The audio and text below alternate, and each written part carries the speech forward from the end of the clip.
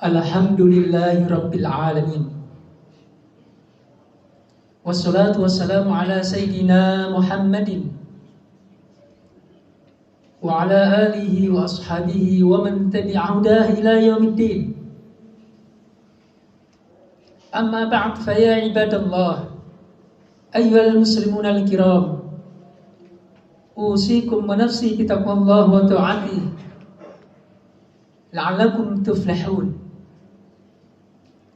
Wa qad qala Allah ta'ala fi kitabih, a'udzu billahi minasyaitonir rajim. Ya ayyuhalladzina amanu taqullaha haqqa tuqatih wa la tamutunna illa wa antum muslimun. Wal fajri wa layalin 'ashr wasyaf'i wal watr wal layli idza yasr hal fi dzalika qasamul lidzi hijr.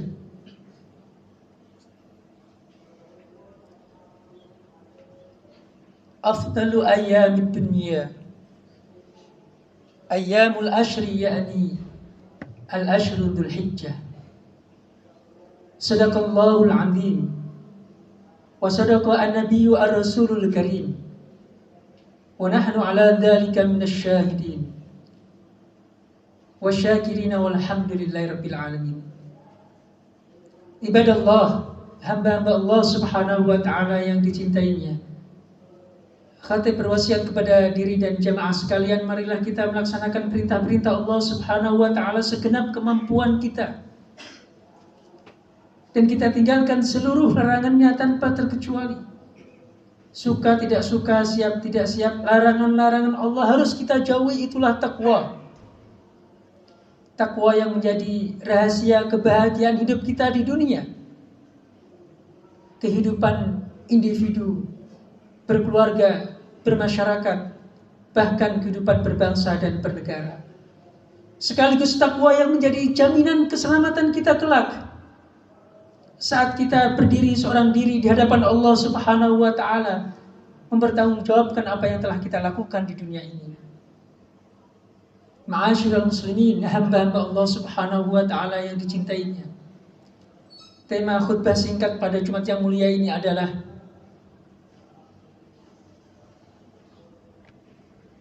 berlimpah pahala di bulan Dzulhijjah. Ma'asyiral muslimin, hamba-hamba Allah subhanahu wa ta'ala, Allah hadirkan momentum dalam kehidupan kita, waktu, momentum spesial agar kita mengambil bekal rohani yang banyak.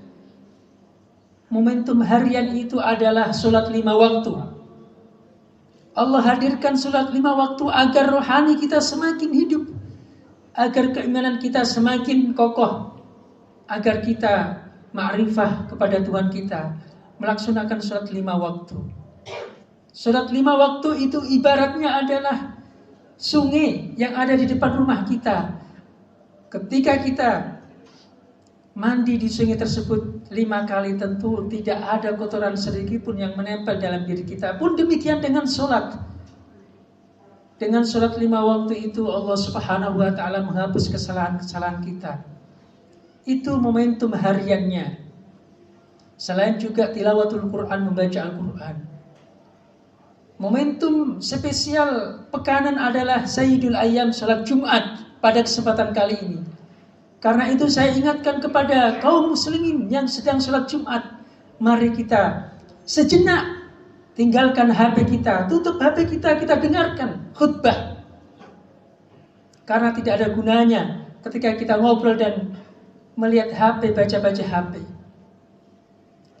Allah hadirkan momentum pekanan itu agar kita apa? Agar kita mengambil bekal rohani sebanyak mungkin.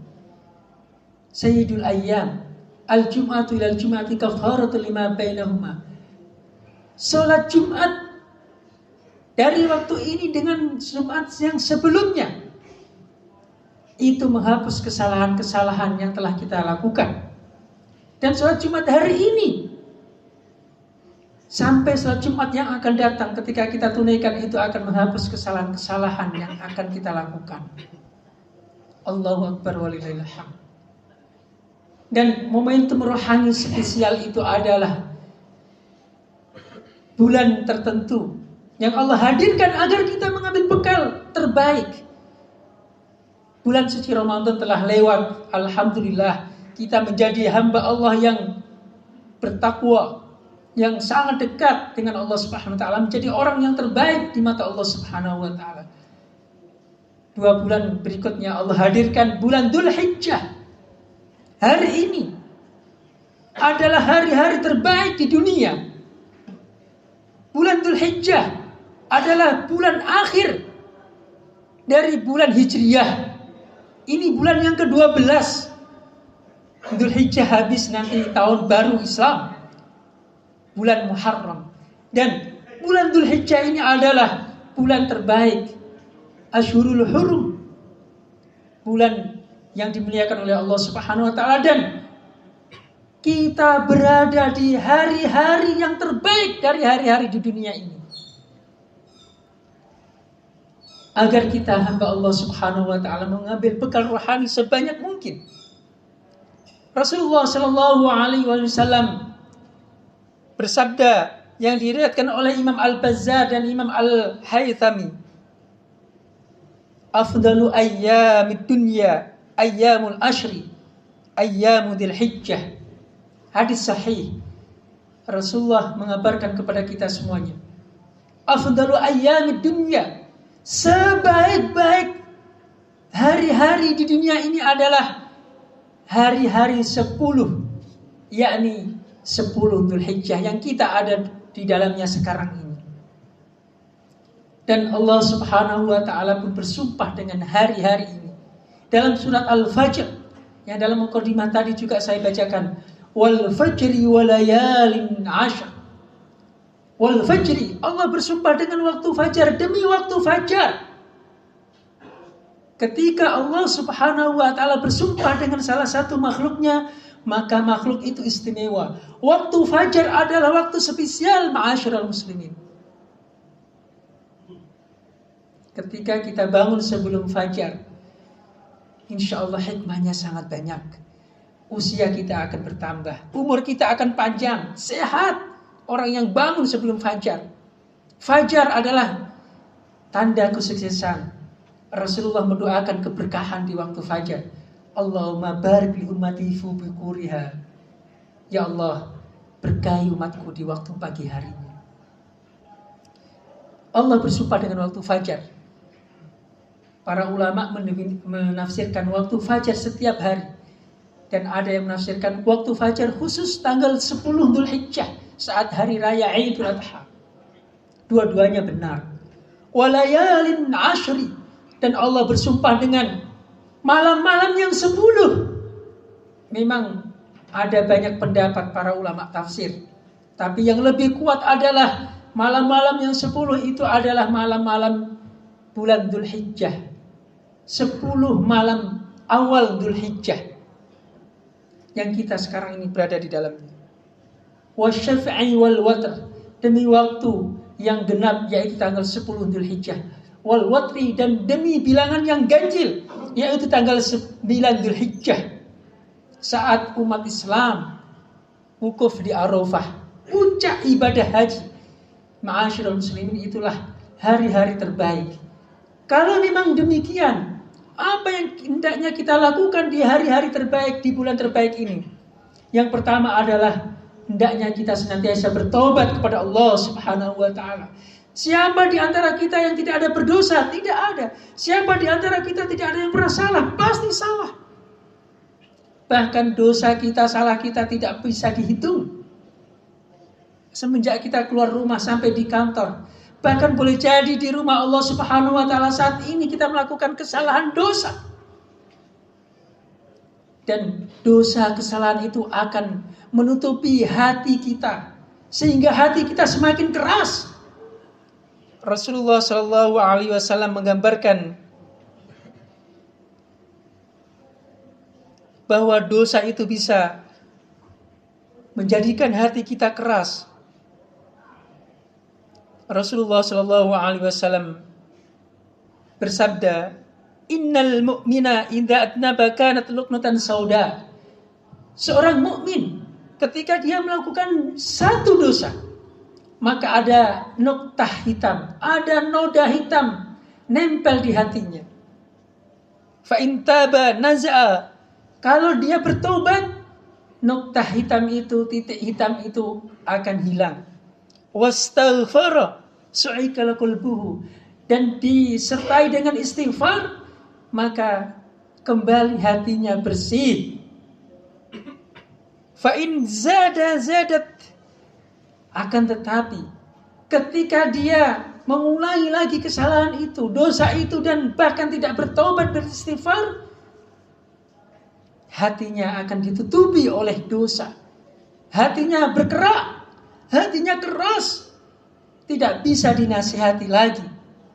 Itulah yang disebutkan firman Allah, kalla balran ala qulubihim ma kanu yaksibun wal iyad billah.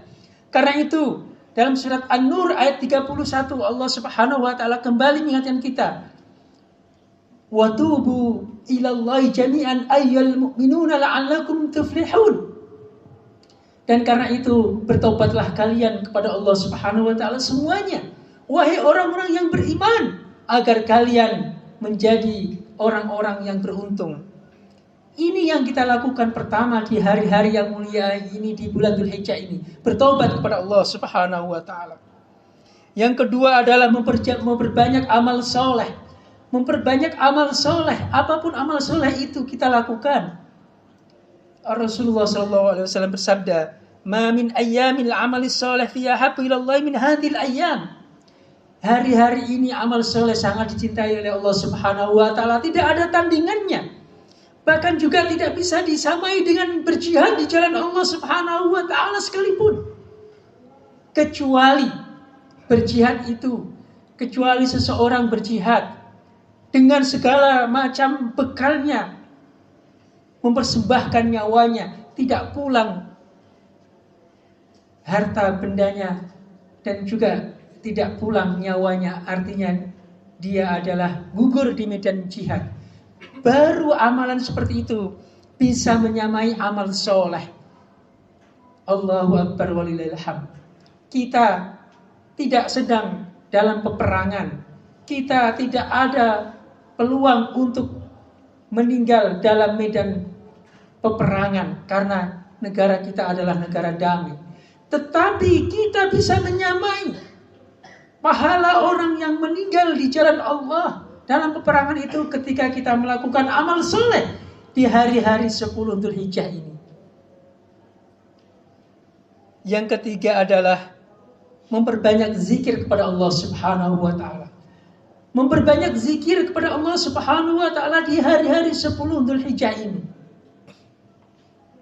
Pesan Rasulullah sallallahu alaihi wasallam, fa'akthiru minat tahlil wat takbir wat tahmid. Di hari-hari yang mulia ini perbanyak oleh kalian membaca tahlil la ilaha illallah, membaca takbir Allahu Akbar, membaca tahmid alhamdulillah. Bahkan di hari 10 awal Dzulhijjah ini disunahkan takbir mutlak, bertakbiran Allahu Akbar, Allahu Akbar, Allahu Akbar, la ilaha illallah, Allahu Akbar, Allahu Akbar walillahil hamd.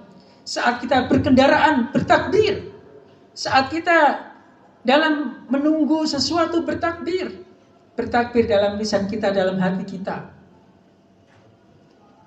Dan yang berikutnya adalah yang keempat, melaksanakan puasa. Wabil khusus puasa Arafah. Alhamdulillah kalau kita bisa puasa 9 hari awal Dzulhijjah, tanggal 1 sampai tanggal 9. Paling tidak kita puasa tanggal 9 Dzulhijjah, ma'asyiral muslimin. Kalau tanggal 10 Dzulhijjah kita nggak boleh berpuasa, karena itu adalah Idul Adha, Lebaran, haram berpuasa. Tapi tanggal 9 Dzulhijjah itu adalah puasa Arafah. Apa fadilah puasa Arafah? Yukaffiru sanatal madiyah wa sanatal muqbilah. Puasa tanggal 9 Dzulhijjah itu akan menghapus kesalahan 1 tahun yang lalu dan akan menghapus 1 tahun yang akan datang. Allahu Akbar, puasa Arafah. Dan yang terakhir yang kita lakukan di bulan Dzulhijjah ini adalah salat Idul Adha dan berkurban. Salat Idul Adha dan berkurban.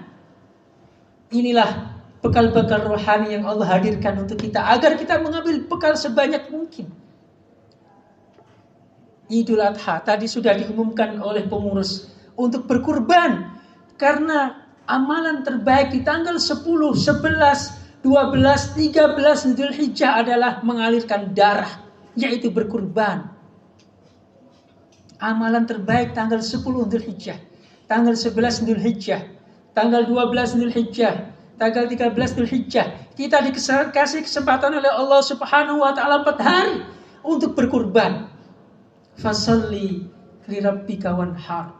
Kalau tanggal 10-nya kita salat Idul Adha, dilanjutkan berkurban, maka 3 hari berikutnya masih ada kesempatan kita juga berkurban 4 hari. Allah Subhanahu wa taala memerintahkan kepada kita, fasalli, maka salatlah di tanggal 10 Dzulhijjah, salat Idul Adha. Wanhar, dan sembelilah hewan kurban. Alhamdulillah sudah terkumpul 4 hewan. Semoga bisa 5, 6 dan seterusnya. Karena itu adalah amalan yang terbaik. Bulu hewan itu akan menjadi saksi, akan menjadi syafaat kepada kita di akhirat kelak, akan menyelamatkan kita.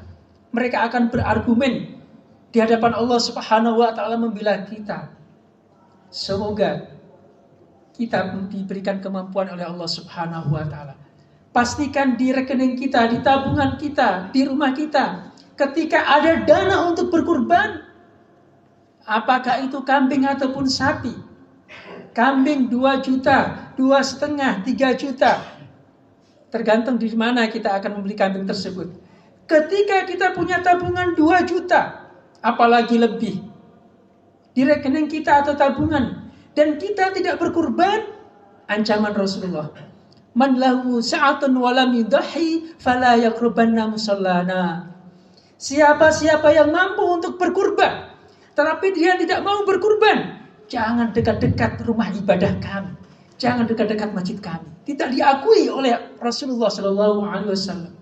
Waliyadzubillah. Semoga kita dimampukan oleh Allah Subhanahu Wa Taala untuk berkurban, dan kita dikuatkan untuk berkurban, diberikan hidayah taufik untuk ringan dalam berkurban di tanggal 10 atau 11 atau 12 atau 13 bulan Dzulhijjah nanti. Barakallahu li wa lakum fil Qur'anil 'azim wa nafa'ani wa iyyakum bima fihi minal ayati wa dzikril hakim. Aqulu qouli hadza wa astaghfirullah li wa lakum wa lisairil muslimina wal muslimat wastaghfiruhu innahu wal ghafurur rahim.